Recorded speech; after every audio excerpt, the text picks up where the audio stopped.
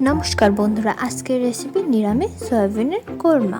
চলো এবার ভিডিওটি শুরু করা যাক। এখানে আলু নিয়েছি আর সয়াবিন নিয়েছি। একটা বাটিতে 2 চামচ ময়দা, লবণ, হলুদ এবং মরিচের গুঁড়া নিয়েছি। এবার সামান্য পানি দিয়ে মিশিয়ে নিই।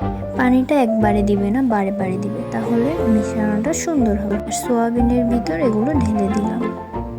আলুটাও দিয়ে মাখিয়ে আধা ঘন্টার জন্য ঢেকে রেখে দেব।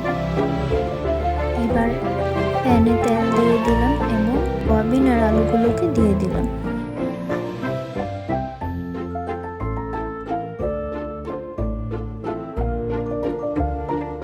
ভাজা হয়ে গেলে এগুলোকে উঠিয়ে তেলটাকে একটু পরিষ্কার করে এর ভিতরে আর একটু তেল দিয়ে দিই। তেজপাতা, এলাচ, জিরা, দারচিনি একে একে দিয়ে নেব।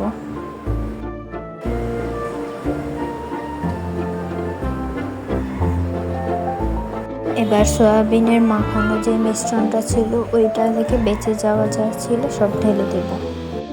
একটু পানি দিয়ে দিয়েছি।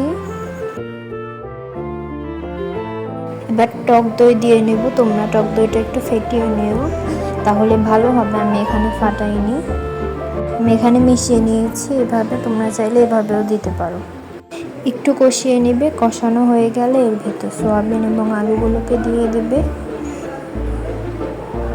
এরপর সামান্য পানি দিয়ে ভালোভাবে নেড়ে নেবে। এবার 1 কাপ মতো দুধ দিয়েছি আমি এখানে, তোমরাও দিও স্বাদ বাড়ানোর জন্য।